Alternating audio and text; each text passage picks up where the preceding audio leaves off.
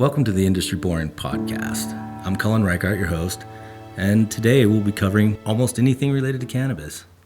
And I'm sitting here with Lance Lambert, who is the newest member of the GreenBroz team. Welcome aboard. Yeah, thanks. I'm stoked to be here.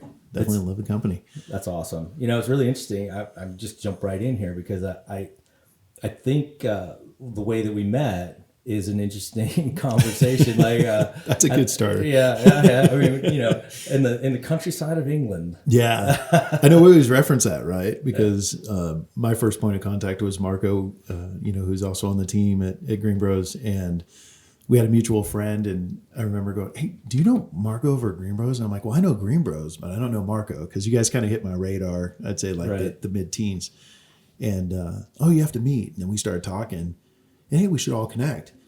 Well, I'm going to Product Earth. Oh, we might be going to Product Earth too. And I'm like, really? He's like, yeah, and Colin will be out there, and you can meet, Yeah. Then all of a sudden we were out there, and it happened. Yeah. But it's so funny. I know other people hear us talking. It's like, oh yeah, okay, we've known each other for a few years. Oh yeah, we had dinner on the countryside of England. I'm like, what? How many people say that in this industry? Yeah, you know? that was quite an experience because I think I took my wife out there for that trip and we stayed at it was a beautiful hotel. It was really nice, but I don't know any of the rules, right? You know, I'm American. I park where I want to park, and for that dinner, like I pulled up.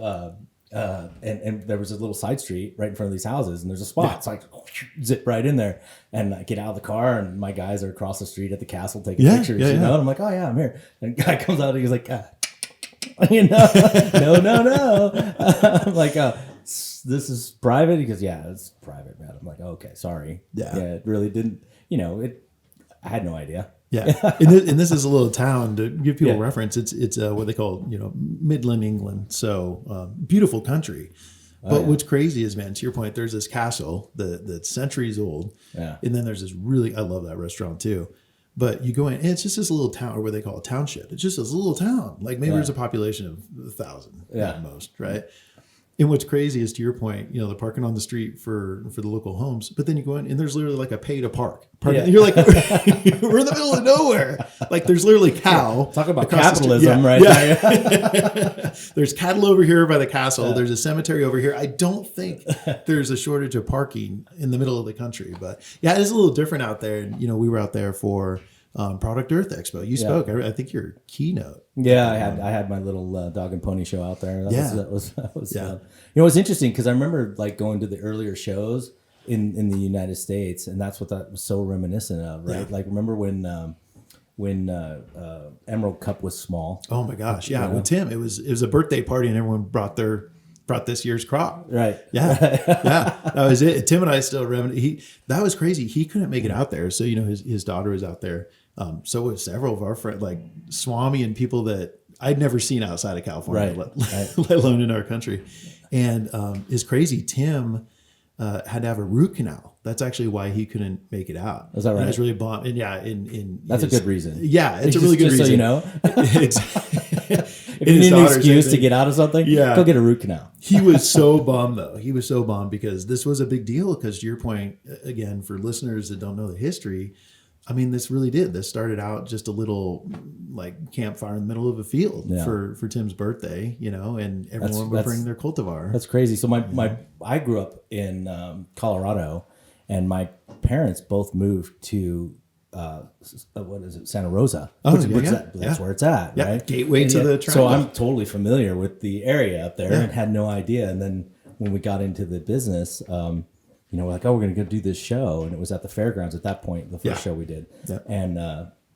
And it was just like, oh yeah, I know this place. This is you go there 12, for the fair. Blah, blah, blah. And here's the fair.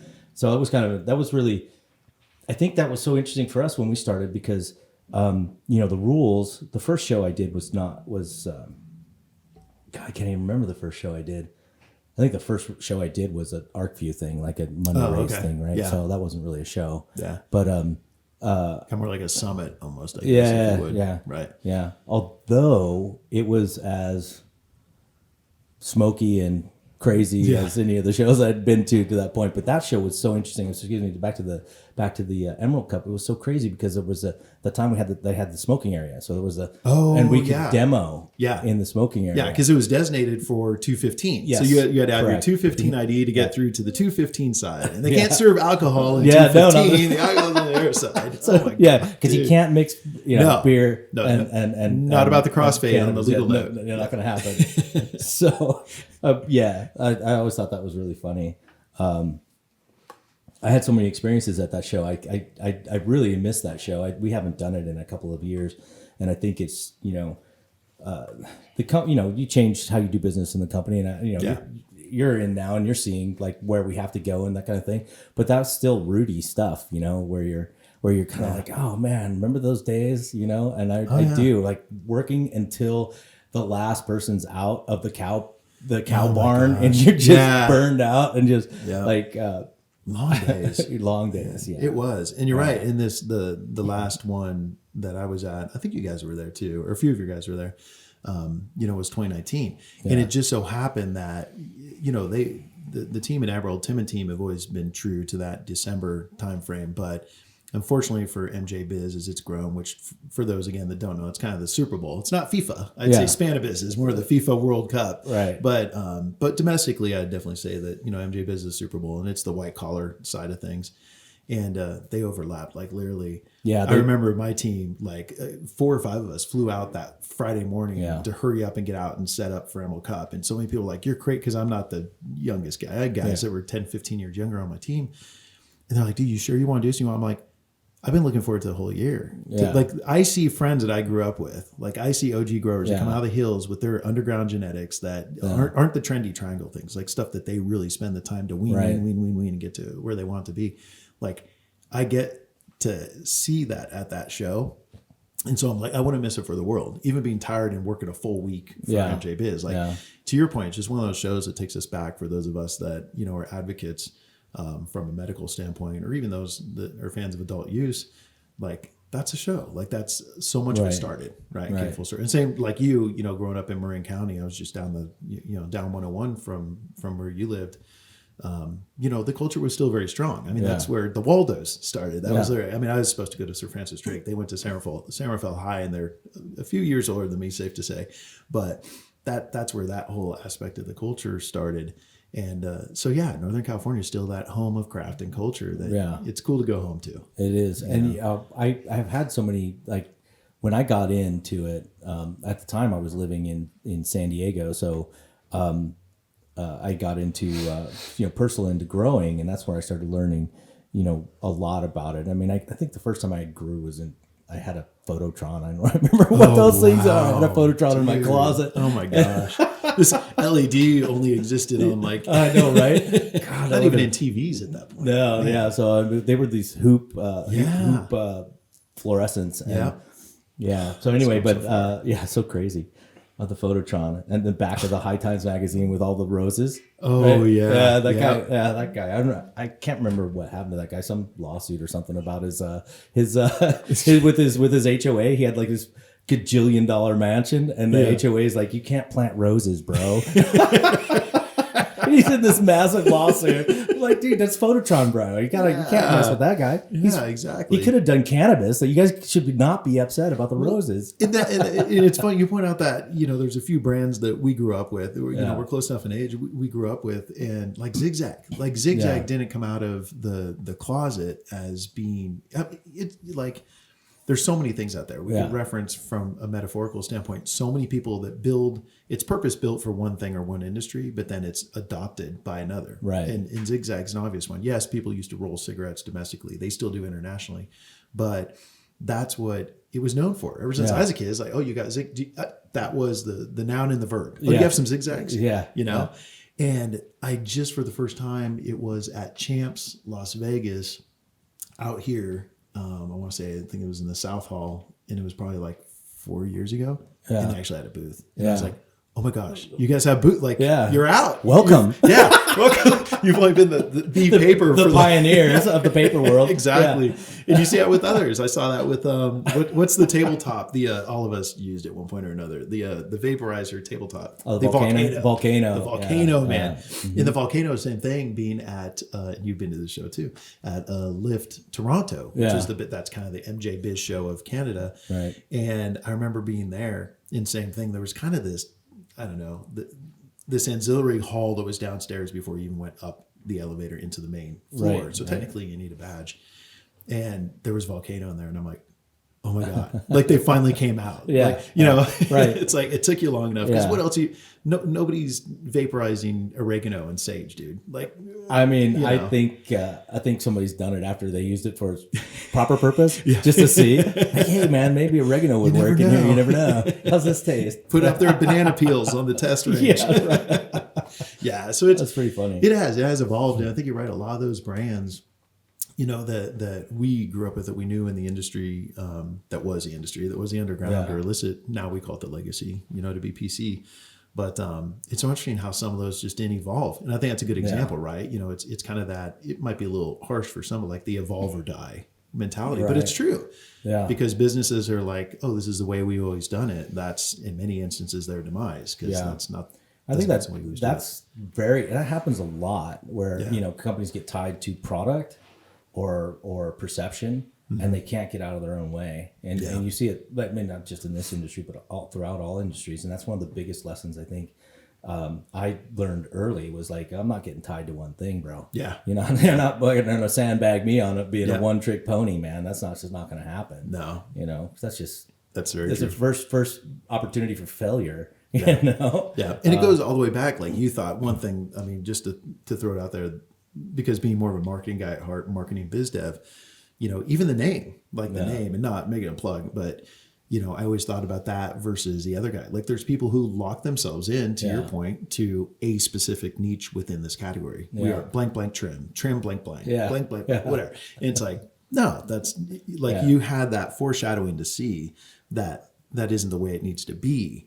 And it didn't restrict you, because again, you're right. You've seen that in other categories where people, they've kind of pigeonholed them. Uber. I mean, they had to, okay, now we have to be Uber Eats. And we have to be Uber this and Uber that. And it's like, you kind of locked yourself in as Uber, you know, the modern day taxi. So interesting how that works. It is. And I think, you know, but you know, it's hard to have that kind of foresight when you're down in the weeds and the planning phases. And I mean, I think of all the plans I made coming into business and you know, one thing that I think that I just never let anything be my one driver, right? It was just like, oh, it's moving this way. I could do that. We'll just go that way. We'll, you know, let the river take you a little bit. And that's what really, I think, helped me to not get stuck, you know? And I think that's and now you see, of course, we're kind of turning the corner into that larger category of a company with the kind of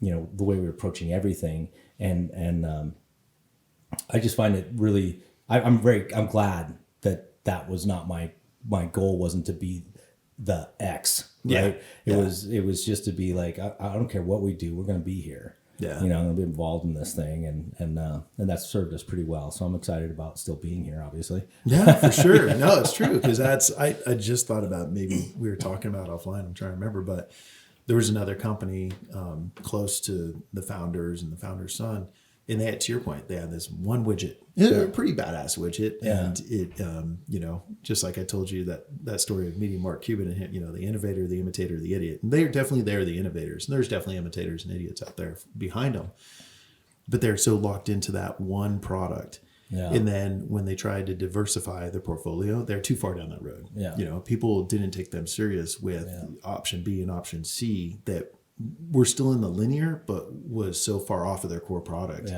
that it was kind of almost a reaching for sticks. It didn't play in. It wasn't holistic as far as solution goes. You know? It's hard. You know, it's hard. I mean, especially, you know, I see guys come up with like great ideas, and when I got in, the barrier to entry was really, really low, right? You know, I mean, it wasn't that low, but it was pretty low. You know, you just come up with a good idea, and then you just go bang the streets, right? And you can't do that anymore. Yeah. Like you're not coming up with a new machine and going, hey, I got a new machine, because no one gives a shit. They're not listening to you anymore. You know, no, like, it's changed. Right. The noise is so full and everything is just so crowded that people are like, wait a minute, who do I trust? What are the brands? And they're starting to see, you know, brand recognition and value in that. And so, you know, you don't have that opportunity to just have a great idea guy. Yeah.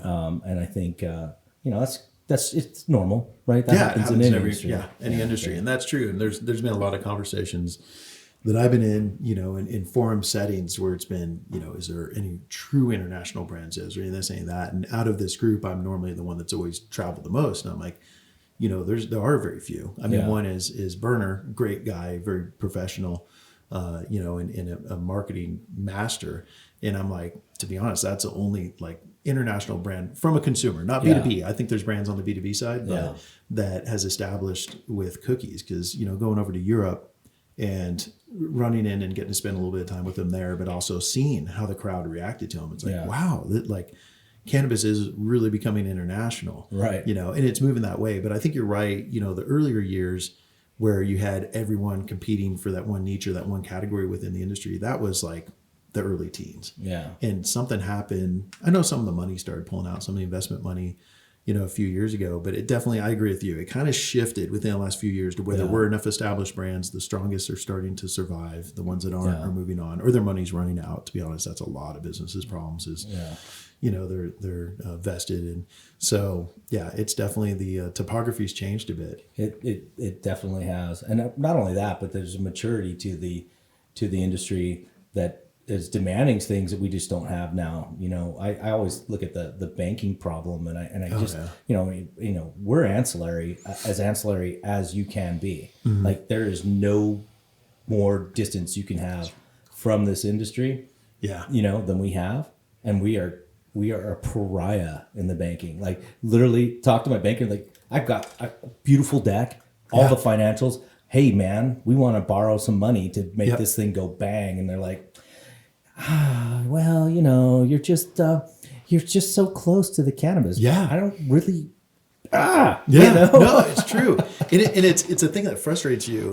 There's one, you know, my wife was a movie Pretty Woman, and I tell her about some of our trials and tribulations in this industry. Yeah. Because to your point, you know, the banks kind of rank, right? So there's plant touching, non-plant touching is how most of us in the industry reference. And to elaborate on what you're saying, you know, we're non-plant touch. We as a company we're a manufacturer. We're not plant touching. We manufacture systems and solutions for those who do.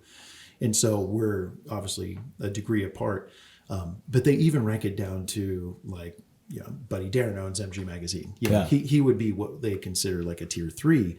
Yeah. So he's getting money from people that are getting money from people that grow plants. Right? So we're number 2. He's number, and even he gets his account shut. It's like, dude, come on. And so I tell my wife that, she's like, it's like that. She's like, you remember, she totally recreated the scene.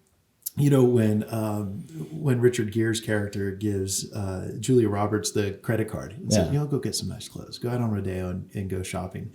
And she does. And in that one, I vaguely remember this, you know, she goes into the one store and the lady's just talking down to her. And I don't think you belong here. We don't do that. Yeah. You know, and then she gets all dolled up and dressed up and everything. She comes back in. You made a big mistake. Huge. Like that's what I feel the finger up, the middle finger should be from this industry to companies that didn't support us at that point. And to your point, to call it out, and so many people on, you know, out there agree with this. It's not just the banks, man. I'm like, Facebook doesn't like to play at this.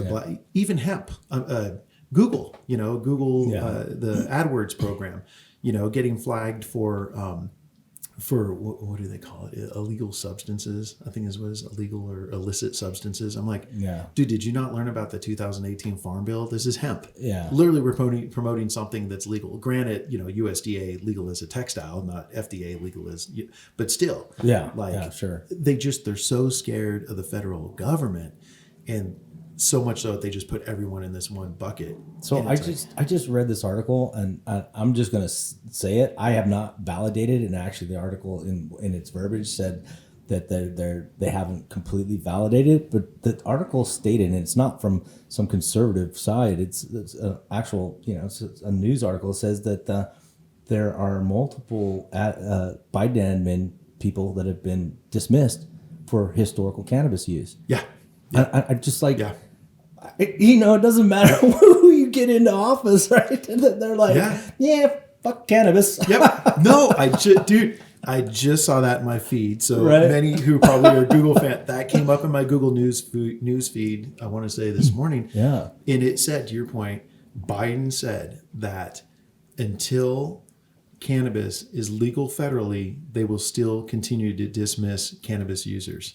That is in DC. I'm like, in this day and age, I mean, yeah. Well, it's so funny though, because I think, in the industry, of course, we don't get direct promises from any candidates, but there was an implied kind of promise, I think, and there was a lot of hope coming in with this administration that, we're going to see all this, this loosening and changing, and that's not what I'm. No, that's not what I'm seeing, man. I know they have a lot to deal with, but I agree. And makes me a little nervous. It does me too, because I originally projected. I keep saying it, and I still keep saying it on my show. I'm stoked we're going to be having you on my show here soon too.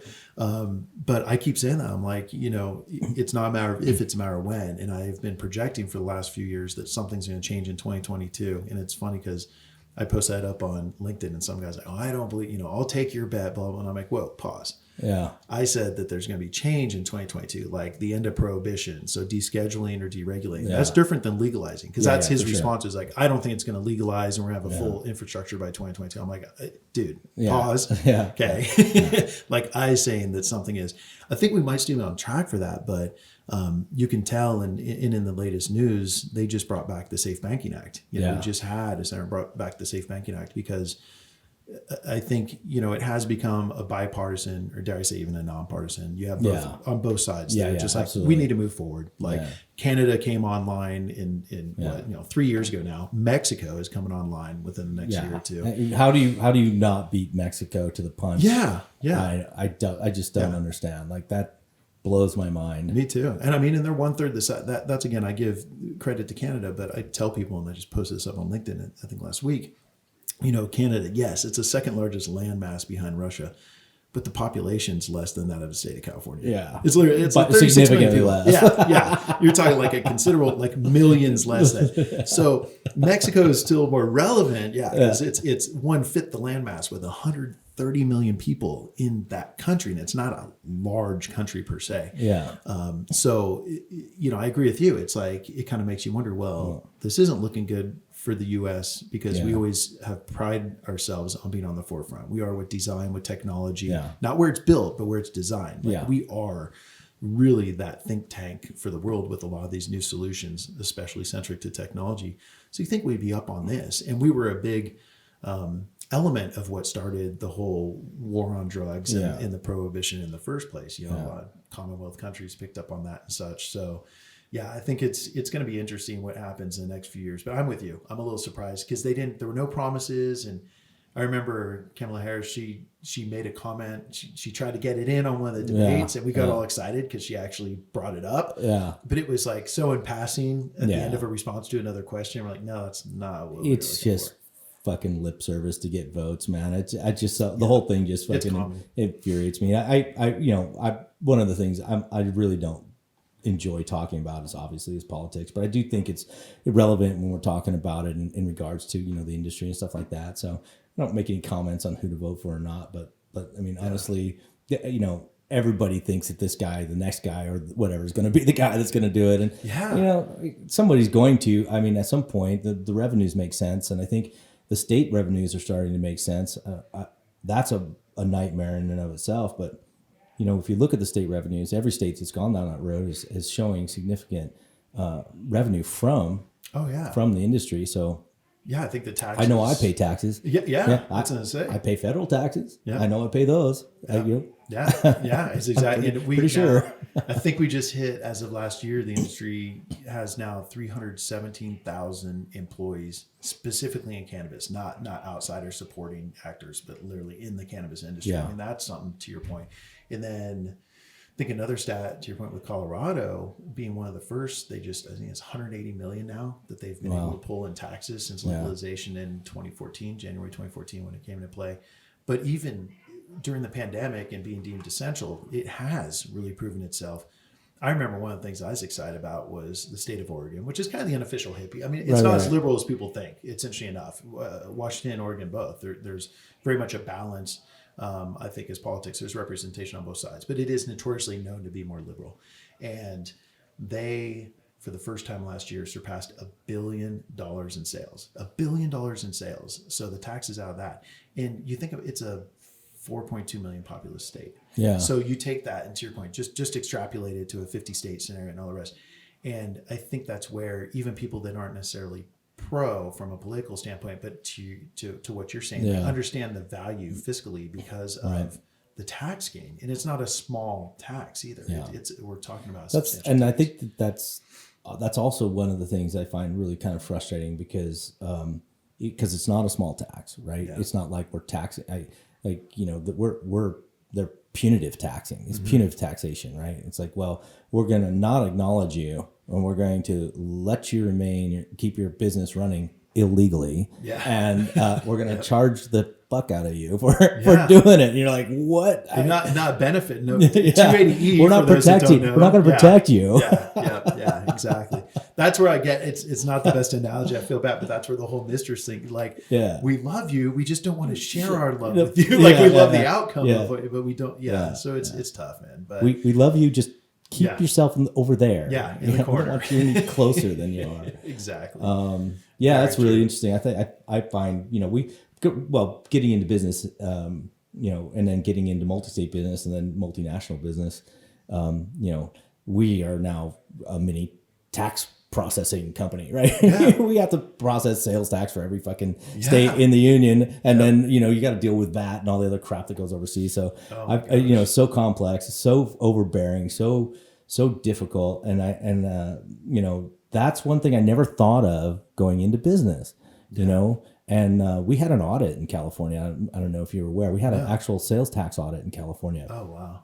And they came at us and said they were looking for like I think it was like $250,000 in discrepancy, right? Oh wow! And we're like, what the flip? Well, we went through the whole thing. We got it all the way down. When we got to the end of it, it was just a $20,000 discrepancy between us and between them.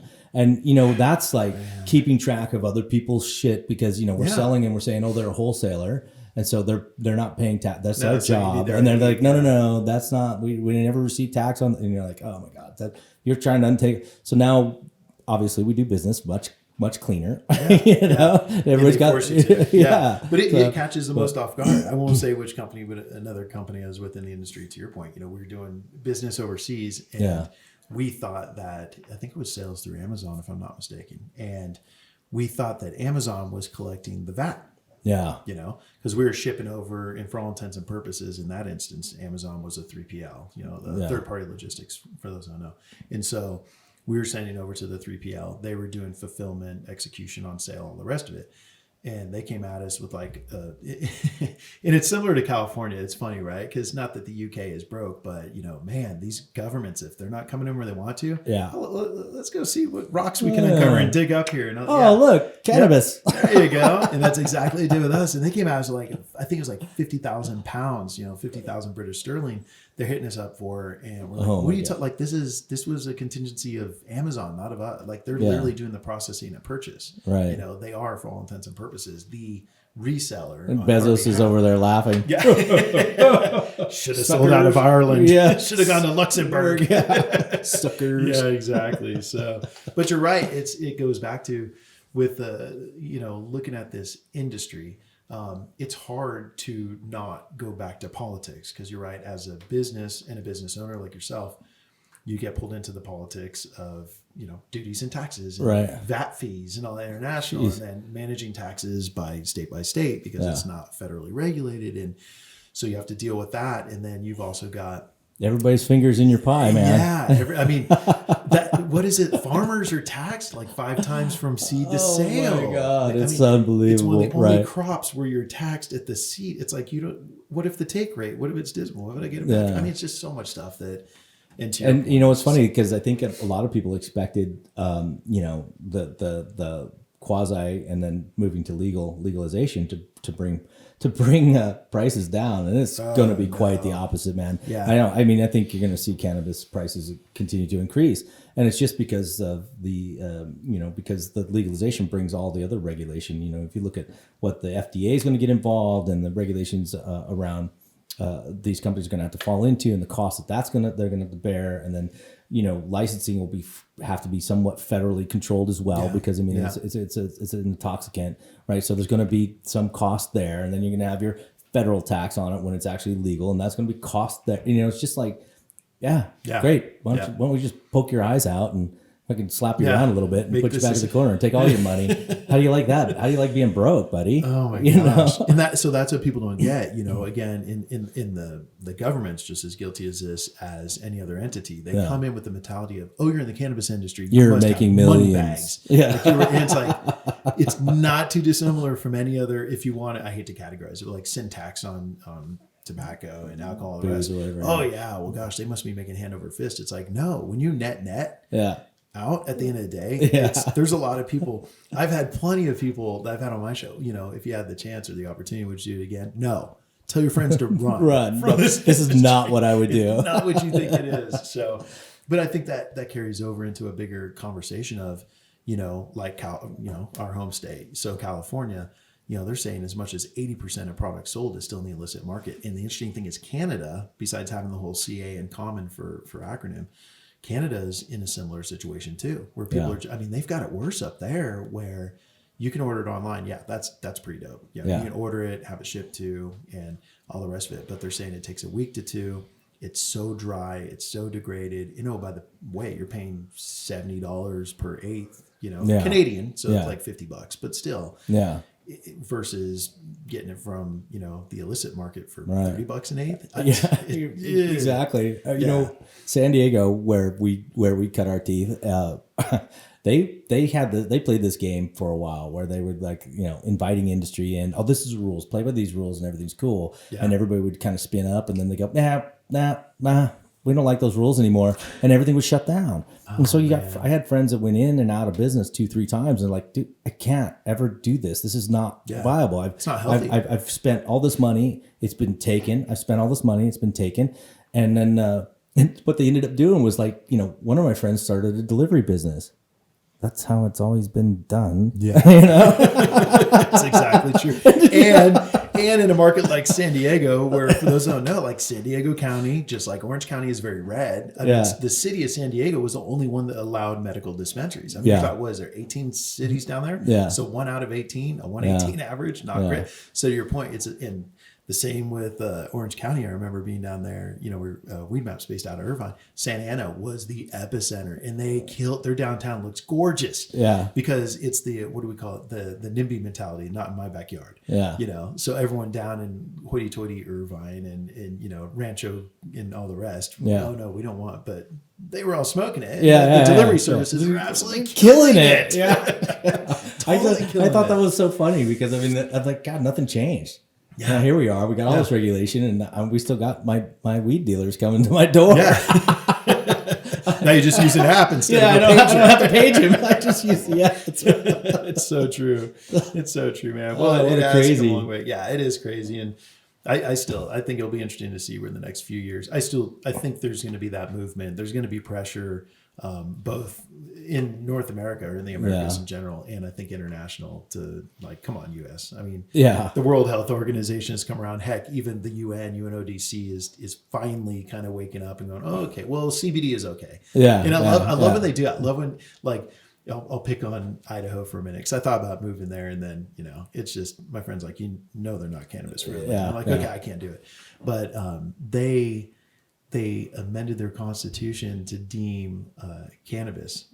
There's no way. Literally, once they amended the constitution, there's no way you can legalize. And then a few weeks later, they approve hemp, and I'm like, this is watermelons versus seedless watermelons. Sub kingdom within the literally, there could be what we call a hot crop that comes out, and you're growing THC flower in your state that you just said constitutionally you cannot. Yeah, it's constitutionally illegal. There's just so, I think it goes back to, what I know you want to do with your show, what I do with my show. I always tell everyone, like, I always lead it with education. That's really what it comes to. Like, just for people to understand if you're in the industry or not, like, man, it sucks, but you have to keep up on the politics. You have to keep up on the business. And that's, because we're fortunate with the reputation that we have and kind of the, national and international reputation that we have, that we're able to, have a good exposure, right? And we're able to help, bring other products in and get awareness about them and stuff like that. But invariably, the guys will be like, no, I don't need you. I want to do this on my own kind of thing, right? And I'm like, go. Fucking have at it, bro. Do it. Have a fucking ball, because I don't have to deal with that shit anymore. You know what I mean? Because it just compounds, and then just the normal business is tough. But then when you look at the insanity around this business, it becomes very, very difficult. And, of course, we don't have to deal with a lot of the craziness from state to state, right? Because where we sit, but our customers do. And just to know the difference about how it's being approached from California to Colorado, and those are the two big boys, but the piles and piles of regulation that are sitting on top of people, and it's different. Like, you can't just go, okay, I'm really good at this in Colorado. Yeah. I'm going to go to California. No. I mean, not that they would go that way anyway. But a company recently did, a company I know, and I'm like, are you sure you guys want to do that? Like, you're doing really good in Colorado. California is a bit of a beast. Yeah. And then they all figure it out when they get there, right? Yeah. So everyone's like, well, this is where it started. You had, like, there again, not to point out the fact that we're OGs, but, you do have these newer people to the industry that post stuff up on LinkedIn. And someone posted up, how long, a friend in the industry, how long have you been in the industry?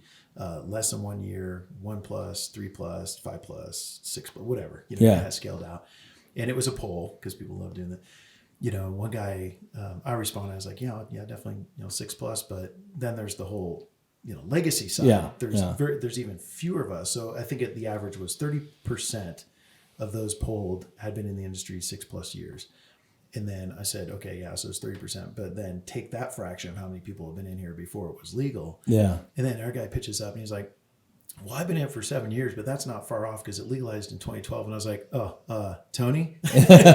He's one of my connections. I'm like, Tony, so we passed Prop 215 in California and it became a medical legal state in 1996. Yeah. So literally we've been doing it for 25 years. And if you want to get technical, Thank you, Perone for all he did in San Francisco.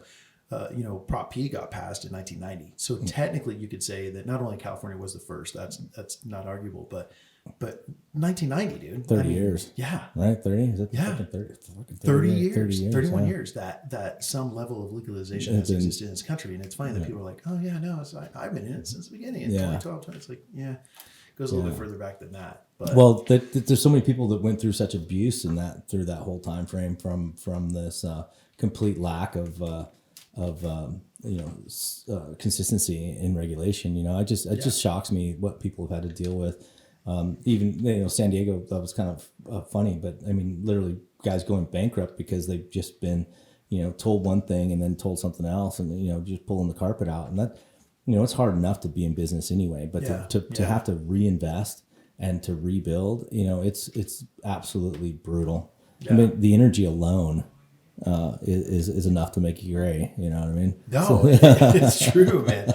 And you're right. It's not. I tell people, well, imagine if you're playing, soccer or baseball, and you have a halftime or between innings, all of a sudden change the rule. Like, we're going to move first base, just a foot, but we're going to move it. But here they're changing it like every moment they have in Colorado. Because that's same with you. It's weird growing up in NorCal and then cutting your teeth somewhere else. So I cut my teeth on the legal in Colorado, and they changed or amended the laws associated with legalization 85 times in the first year. Jeez. 85 times. And it was some minutiae, like, oh, you can't, not within 200 feet of a school and stuff that was valid because they were trying to rush it so quick to be the first. Yeah. But still, I mean, how do people keep track? And thanks for people like Tom Angel and such, Marijuana Moment, props to him. I get his, newsletter every morning and here's where each state's at, here's what's going on.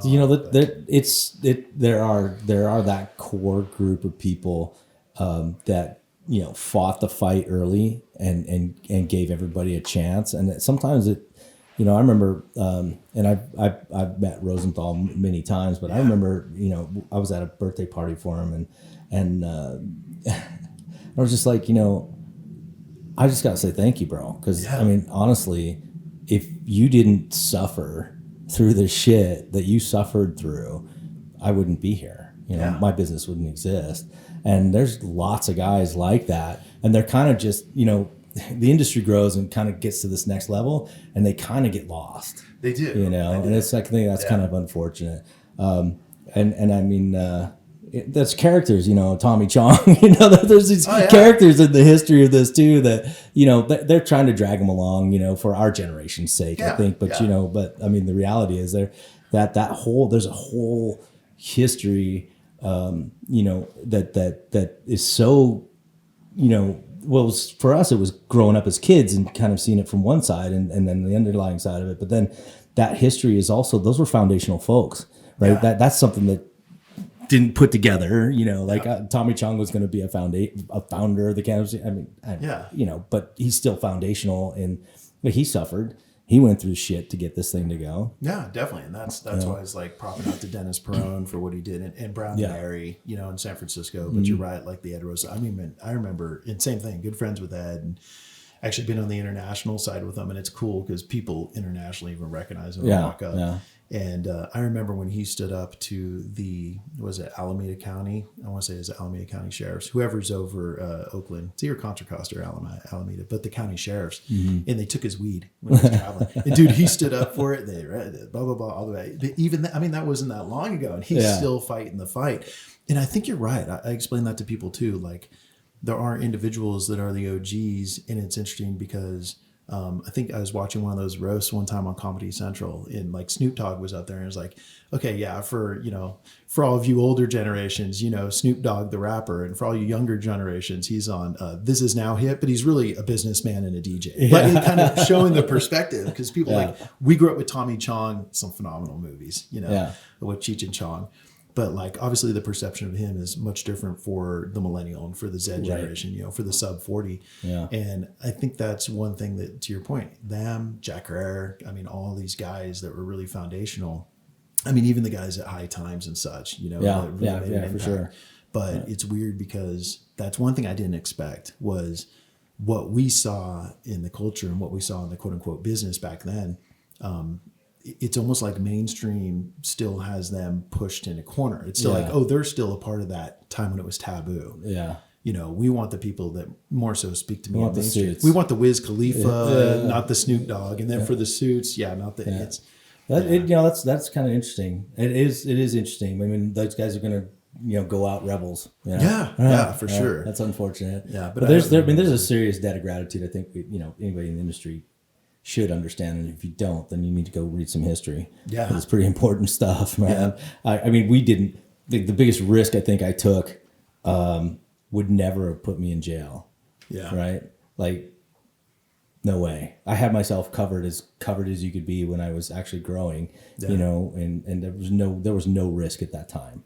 And then being in this side of the business, there was the biggest risk would be dealing with somebody who doesn't like what we say or brochure, so I have to change that. I mean, okay, whatever. But these guys are out there, they're going to jail, they were risking and life and death. Some of them, because I mean that was pretty rough up there in Northern California for a minute. It was, man, and they took care of each other too. That was the thing was that they, I was, I think I was hanging out with Ed at an event in NorCal.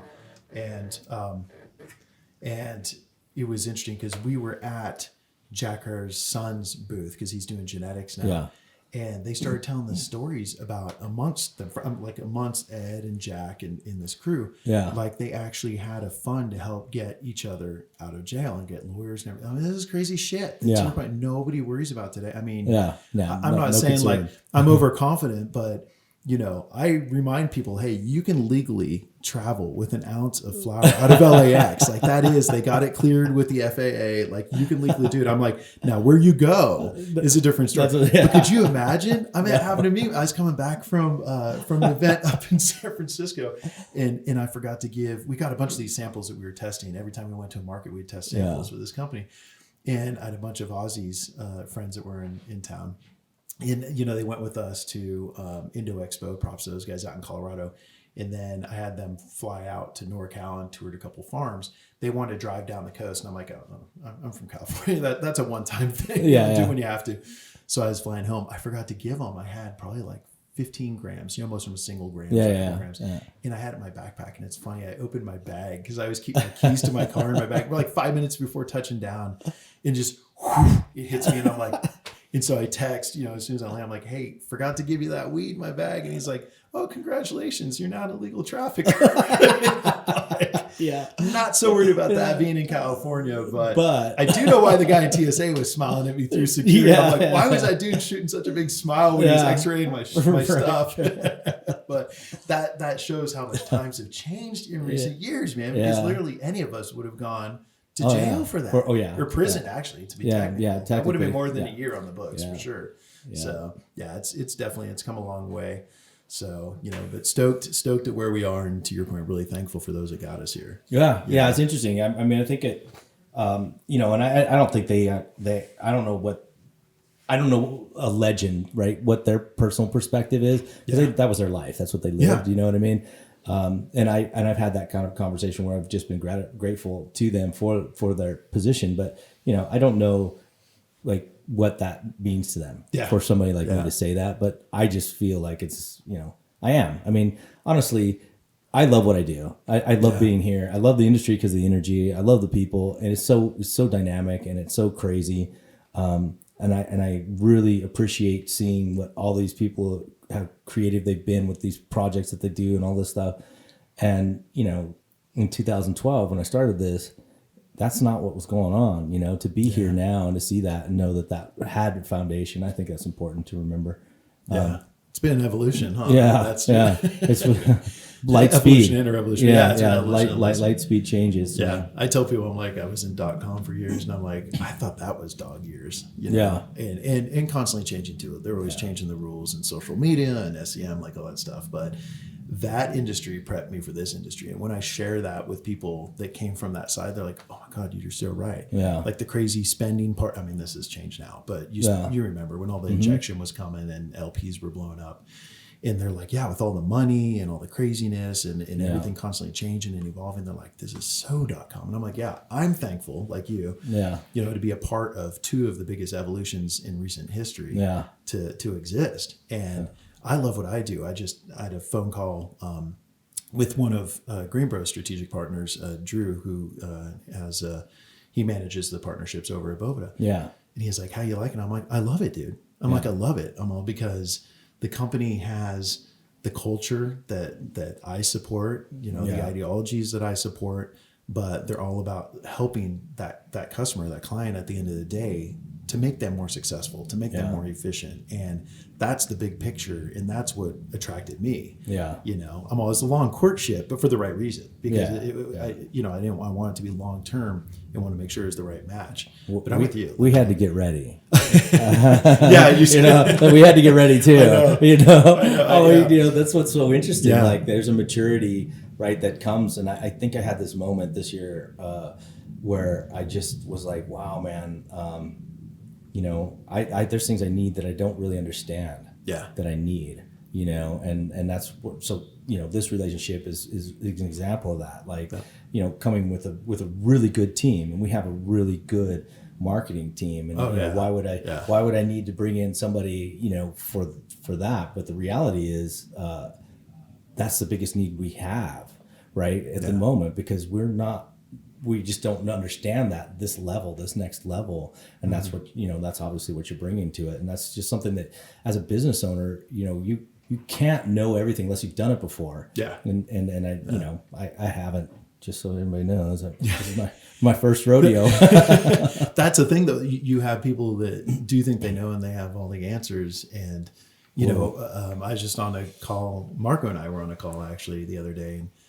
the individual, that's a stupid question. I'm like, the only stupid question is the one not asked. Yeah. Like, never say that if you don't know, it's perfectly fine for you to ask, because the day you stop learning is the day you stop living. That's been my mantra for life. That's why people are like, how can you keep up on all the industry trends? How do you get like a dozen emails a day? I'm like, I have to continue to learn and track on where things are going, because that's relevant to not just myself to know for good sense, but the company in which I support, in order to get them going in the right direction. Because it's like someone's like, here's the playbook. Okay, hold on. We just amended it. Just amended it. Like, you have to be ready for that. So, but it definitely is, to your point, the sky's the limit as we hear the jets fly over. Yeah. That's the proverbial sky. We always have that issue. Yeah. So I think that's another, that would be a question for you though. I mean, I know obviously, look, you probably had quite a few opportunities when looking, and we had this conversation. I think I said, well, why don't you just write me a little, a little brief outline of what you would be doing for us. And two reasons. A, I didn't fully understand the need necessarily. And B, it's an opportunity to see if you're thinking along the same, culturally along the same lines and stuff like that. So I know that we've talked about that moment when I asked you that, but you did make a decision ultimately to come here. So I did. Why would you do that? It's funny, first off, honesty is the best policy, and trust and communication is applicable both in personal and professional relationships. Right. So I felt like I had that since day one with the individuals that I had known. I keep referencing Marco, but that he was my first POC, like my first face of this company. Yeah. And then getting to meet you and getting to meet the rest of the team. But really, you were so transparent. You even told me, like, I know you probably have other options. There's other things out there. And I did share. I was transparent. I was so gun shy out of my experience at the last company I was at briefly. Yeah. And the issues were with them, not with me, but you get a little apprehensive. And because for me, I'm in it to win it, and I want to be in it long term. Right. And so I wanted the match to be right. But for me, this was the perfect challenge, because I don't want a walk in the park. That's not what motivates me and excites me at the end of the day. I want to, one, make a difference, and then two, support something I believe in. Yeah. And what this does, especially being a medical advocate, I tell people, I'm not an activist, I'm an advocate. I'm an open hand, not closed fist kind of person when it comes to supporting the industry. But that's the position that GreenBroz has. And I even did my own kind of looking at, them versus the other guy. And nobody has that volume or that support.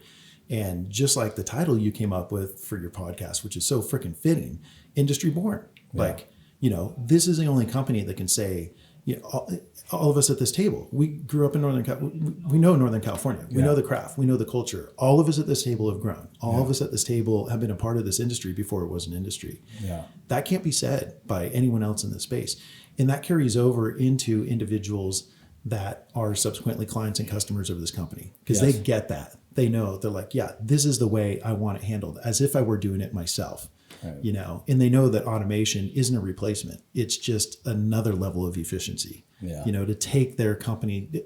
Everyone wants to continue to grow. And we talked about, this is a sellout. Making it is not a sellout. No, you being successful. Okay. Yeah. People are going to be jealous, and that's the first response they're going to give because they weren't successful like you, but that's the last thing that's like a last ditch effort comment on something. No, someone being successful is someone being successful. So earning a living is okay. Yeah. And doing what you love even and better. Working with people you enjoy is even better. Yeah, and that's again what, excites me. So that was really the decision. And that's good. The other opportunities were things I knew and things that I had done before, but it wasn't this, and it just wasn't the same. So and I'm very fortunate. And, again, thanks for having me be on your first show. I mean, this is kind of cool. And like I said, I look forward to having you on my podcast as well. So we can do some more talking, but this has been great. And I'm stoked to be a part of the team as well, just on a side note. Well, that's awesome, man. Because I mean, again, sometimes you don't know. Yeah. You know, you're sitting in the driver's seat or cabin seat, and I talk about this with the team, and I talk about, you know, what my actual function is, and it's really interesting. I think I saw Robert Kraft. Robert Kraft was when he went to the trial of Aaron Hernandez, and they were asking him a question like, "Well, so what do you do?" And he goes, "Whatever they tell me." Like, fucking right. Yeah. And that's the attitude you need to have. Yeah, exactly right. You know, because at this point in time, I mean, you know, like for me to compete with your expertise would be asinine, right? To compete with Marco's expertise or Tim or anybody else on the teams, it's just like, you know, I don't know. No. I have ideas, but I don't know, you know, and it's the same thing. Like my dream and passion, what I love is engineering. My engineers are fucking brilliant. Oh, right? Yeah. I'm not with those guys, you know? I'm like, but you get it. Yeah. But you're like aces in their places. That's right. I love using that term because it's so true. And that's, again, I'm not talking, you know, I'll keep it ambiguous, but I've worked with all kinds of CEOs, man. I worked with one that was bipolar. I worked with one that was so egocentric, you know, so over the top. You know, to work with someone that understands that knows their strengths and weaknesses and, you know, says, hey, I need someone here. And you can bounce off ideas and interact and have that open door policy like you do. But that's the biggest demise. It's just like those companies that say this is the way we've always done it. Oops. Nope, not going to work. Yeah. What happens when that doesn't work anymore? Yeah, exactly. Sure. So cool. Yeah. So. Yeah. Well, you know what? I just appreciate the time. I'll look forward to talking to you again, of course, on Sunday. We talk every week, at least once. So it's not like this doesn't happen, but you know, it's kind of cool to take a little bit of time to just kind of dig into some of the stuff that we both know, and we both know it differently. Like that's what I think is so interesting. Like we have this, you know, not just us, but a lot of people in this industry have grown up through all the same stuff, and we have just a little bit of a shade different kind of understanding of it because we saw it from our vision, not everybody else's. So I find it always fun and refreshing to kind of get that perspective from people. So it was it was great, man. Yeah, definitely enjoyed it. I appreciate it. Thanks for hanging out. Yeah, I look forward to the future as well. You know, awesome. A lot to come. Yeah, so, cool. Thank you guys for joining. That concludes our podcast for this week. Don't forget to check us out on all the socials at GreenBroz.